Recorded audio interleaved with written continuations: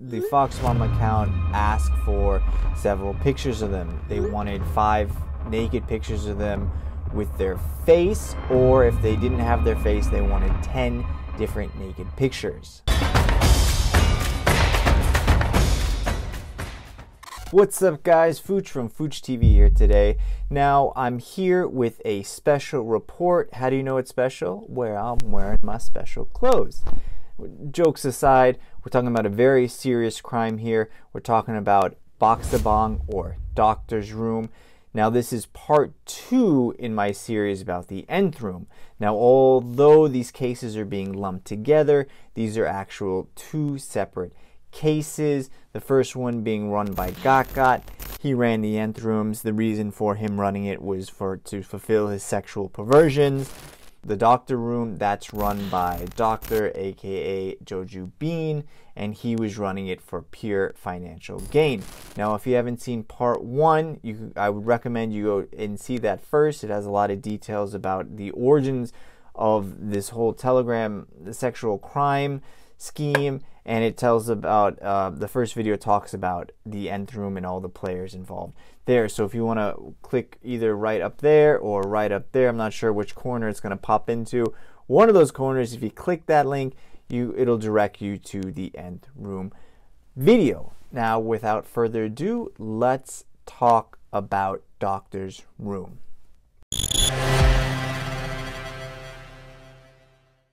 So first of all, I want to go ahead and introduce the criminals involved in this massive Telegram sex crime scheme. Let's start off with the mastermind behind this, Joju Bean, aka Doctor. Joju Bean is 25 years old, and he had lived with his father and older sister. I guess the mom had left the family some time ago. While in university, he worked for the school newspaper as an editor, even writing stories about the school's preventative measures for sexual crime. He's also been known to volunteer with kids after school in his free time, and he even once said in an interview that he wanted to give back to society since he was living with, quote, a lot of help. His criminal life began in 2018 when he posted on Telegram that he was selling firearms and drugs, and then stole the money he received. From January 2018 to April 2019, he assisted police in the arrest of voice phishing criminals. Those are people calling in an attempt to scam people, earning him a thank you letter from police and 1.4 million won. Next, we have Gong-hoon. Gong-hoon is 19 years old. He's a major accomplice to Joju Bean. He recruited participants in the Doctor Room and actively participated in the production and distribution of the exploitation videos. He also assisted Joju Bean in converting the crypto into cash and dropping it off. Shortly after Joju Bean's arrest, he was found in hiding with about $15,000.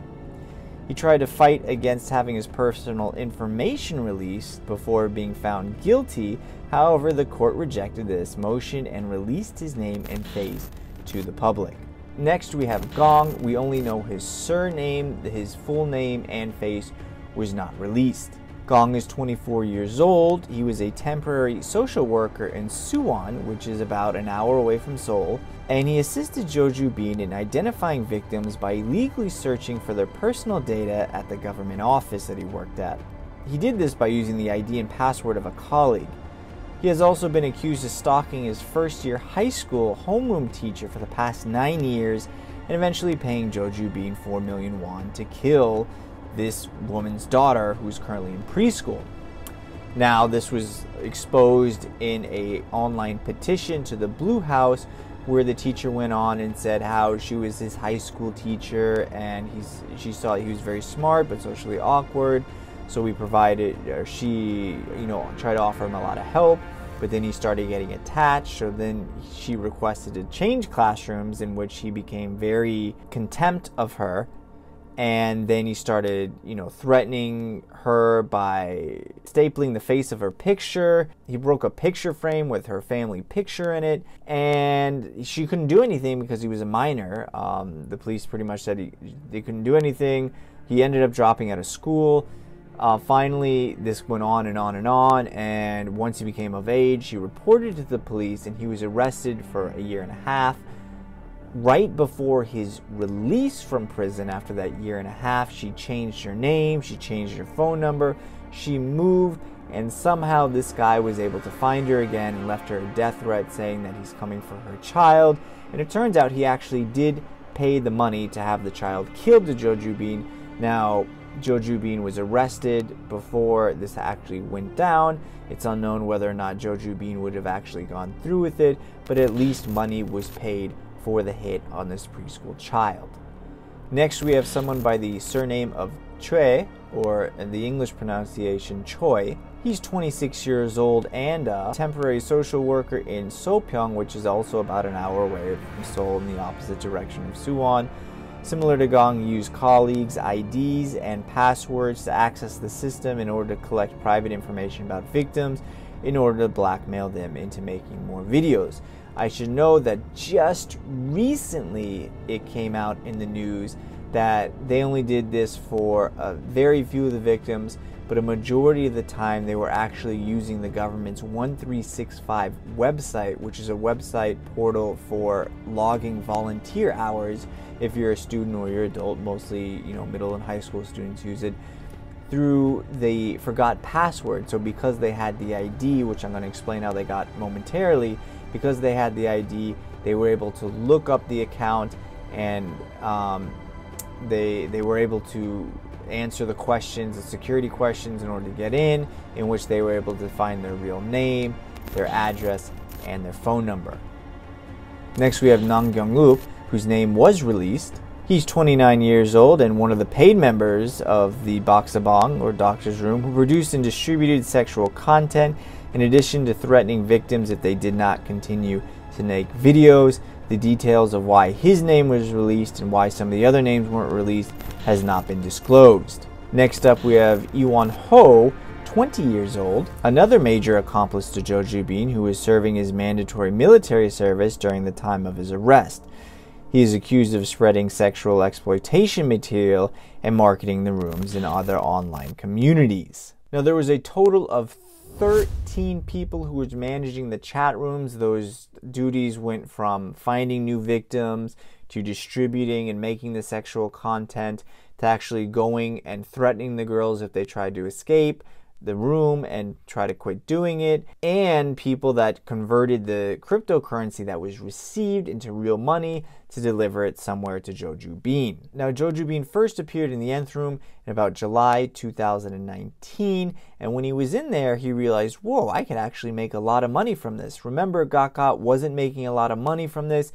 The fee to get in once you were accepted in was only about 10,000 won, which is about $10 US dollars. However, Jo Joo-bin wanted to make a profit from this, so he ended up creating 3 different rooms, and those rooms ranged in severity of the content being shared. The first room was $200, the second room was about $600, and the third room was about $1,500. Originally, it was $1,000, but it increased to $1,500, I guess, after, the risk of what they were doing, or, the demand for it was high, so that got increased to $1,500.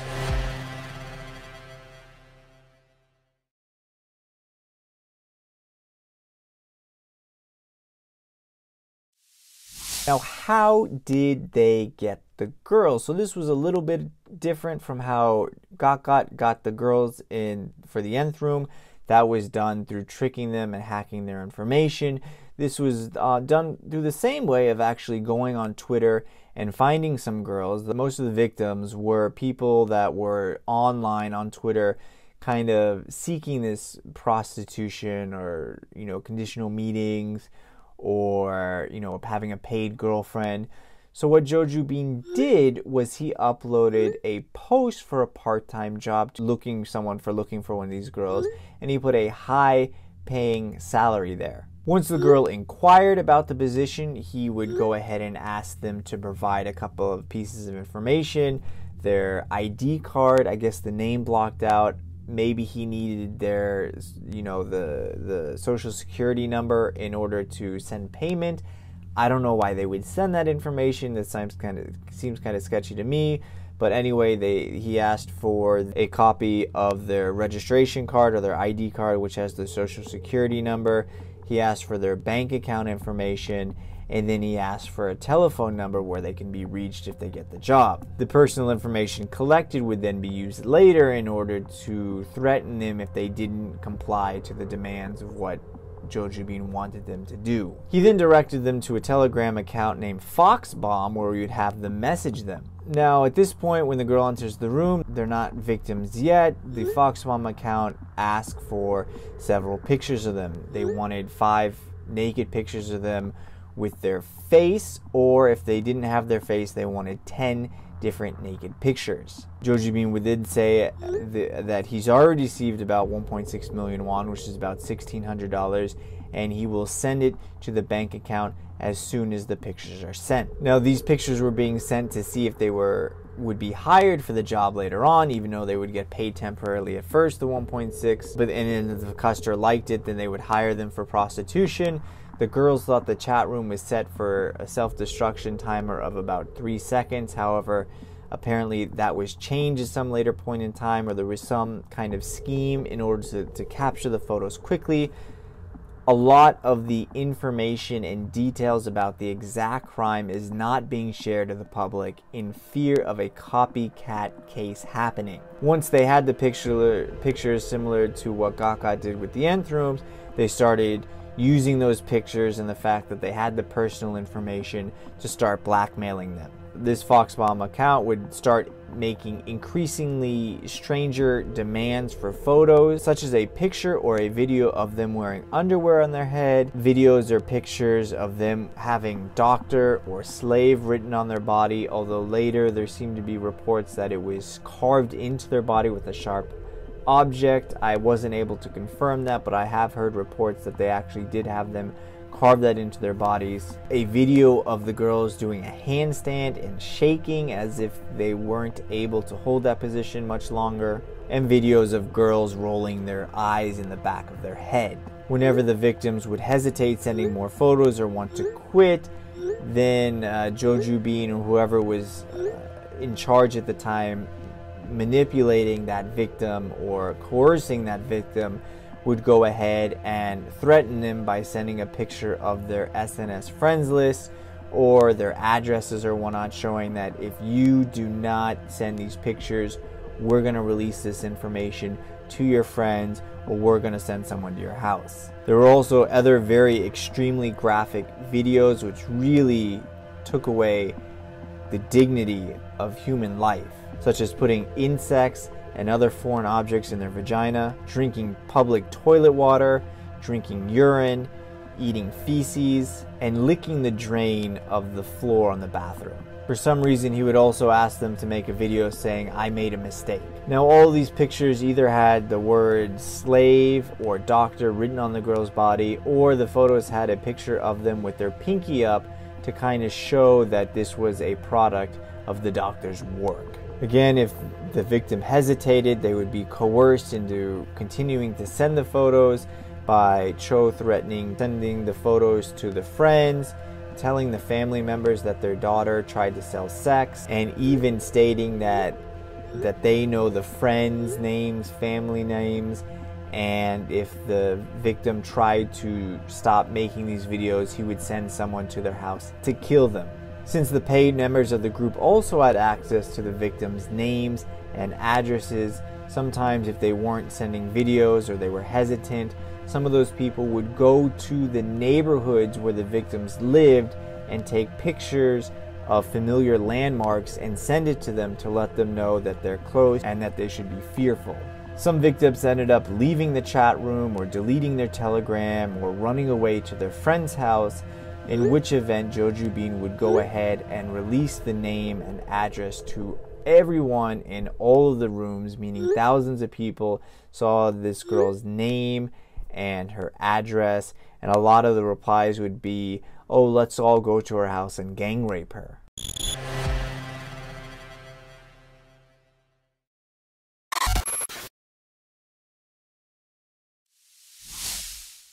As I mentioned before, there were 3 rooms for Baksa Bang, unlike the 8 for the Nth Room. The $200 room had, lighter content in it relatively. Maybe none of the minors content was in that. The second room had some more graphic content, and the biggest room, which cost about $1,500 to enter, that had live content of the slaves doing things that they were commanded to do. I think all the videos were captured in that room, and then they were distributed to the lighter rooms depending on how severe the request was for the girls of what they were to do. Apparently there was also a free room. I'm not sure how people accessed that room and what kind of content was in it, but there was a free room that did have some sort of content in it. The most expensive room was made on Wickr, which is an even more secure messaging system than Telegram is. Wickr is a US company that, I guess, super prides themselves on privacy, so that was made on Wickr with servers located in the US. Joju Bean proudly stated that they were making at least 2 slaves a day. In total, there were about 74 victims, 16 of which were minors. It is said that a total of about 15,000 people were in all of the rooms. So that includes the most expensive room, $1,500 room, the $600 room, the $200 room, and the free room, 15,000 people. As I mentioned before, Joju Bean didn't run this alone. He was somehow able to recruit people online that he had never met in person before. There were 13 people involved, which means that this is actually a criminal organization, which has other implications besides just the name.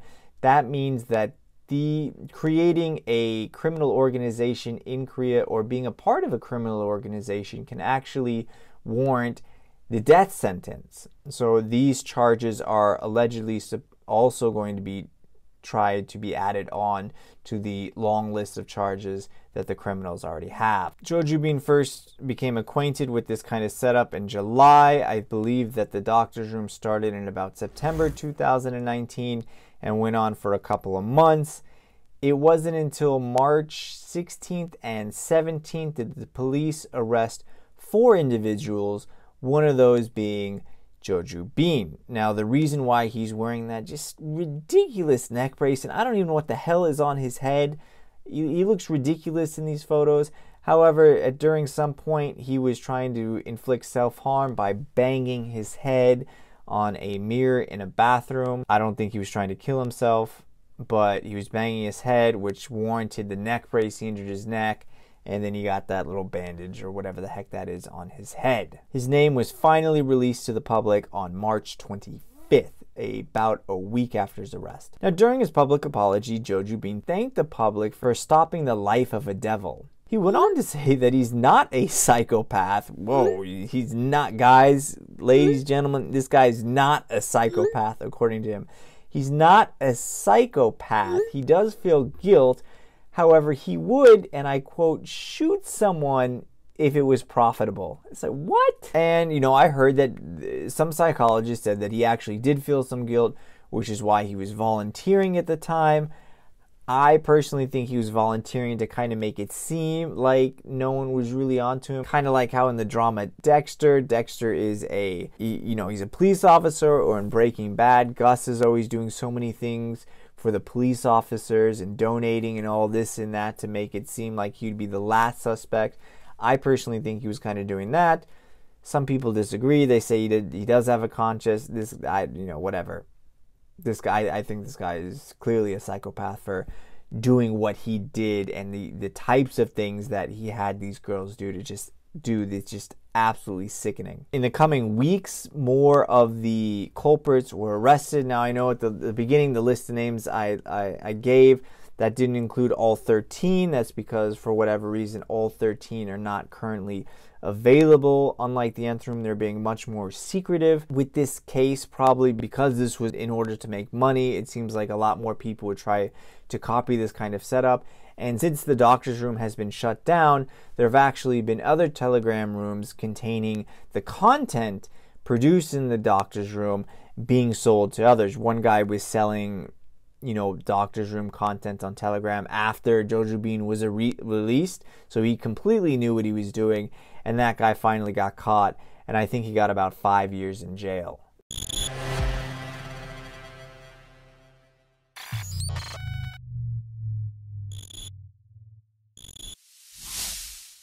Now here's a couple of things I wanted to talk about, kind of the aftermath. Judge Odokshik. Now this is kind of this is weird. This is a senior judge at the Seoul Central District Court. He was petitioned on the Blue House website not to be one of the judges in the Baksa Bang case and the n번방 case because he was the judge that ruled Guhara's ex-man Tway was not responsible for secretly filming her while having sex due to reasons such as they were having sex on a regular basis. Now, if you don't know who Guhara is, I'm not going to talk about that in this video because of this judge. I may talk about it in a future video. She was a K-pop star who allegedly her boyfriend filmed them having sex and then tried to blackmail her. If she didn't pay him money, he was going to release it to the public, and she eventually killed herself. But before doing so, she took him to court, and the judge said, well, you know, there's no evidence that you were secretly filmed. There were some very outrageous reasons, such as she was the first one to DM him on Instagram, as if that was a reason. Now, the having sex on a regular basis, I do think that's a fair point. However, I do not want to get into this video. I'm just listing reasons why this judge was petitioned not to be part of this case. There was also accusations of poor judgment, such as a construction worker who had sex with a teenage girl who was blackout drunk and was only given a sexual harassment training as a punishment. Additionally, there was a photographer who worked at a venue and installed cameras at the front of the stage to take upskirt photos. Although he was doing it for about 2 years, the judge let him off easy because it was his first offense and because he was remorseful. Like, what? Good news is the petition worked and he was dismissed from the trial. Very good work. Now, there are a couple other updates regarding the various criminals involved in both n번방 and Baksa Bang, and I want to cover those in another video. I'll actually be doing, instead of waiting a long time for another part 3 or whatnot, I'll be making shorter videos updating the status of those criminals as they become known to the public. The one thing I did want to talk about, though, in this video is as of November 2nd, so just about a few days ago from filming this video, nearly 2,500 free members of the Baksa Bang group, they were hit with criminal charges, and 217 people have been arrested. Now, I don't know what their role was in the free room. They definitely weren't creating content. They weren't paying for content. I don't know if it's because they actually downloaded it. I don't know if it's because they joined and they stayed there. But I don't think you should be able to be hit with a criminal charge if you had just joined a free Telegram chat room. Anyone can join these kinds of chat rooms. If you got a link suddenly and you clicked it and you joined the chat room and it happens to be the free room for Baksa Bang, does that mean that you're a criminal now? It's really, the paid room's fine. If they were paid rooms and they knew what they were going into and they knew that there were minors, then that's fair enough. That's child pornography. But just going into a room where people are sharing pornographic content, I know pornography creation and possibly sharing is illegal in Korea, but that just seems like it's too much considering that these rooms were free and anyone can join with just clicking the link. But I don't want the video to end on that note. I just wanted to wrap up and say that the Nth Room and Doctor's Room cases were absolutely terrible cases. I think it shocked and sickened the entire country, and as a result, I think finally the laws are becoming more strict and more harsh in order to prevent these types of crimes from continuing to happen, and I hope that we're able to achieve that. If you like this video and like the work that I do, please go ahead and hit that like button. If you haven't already, please subscribe and hit that notification bell. I will catch you guys next time.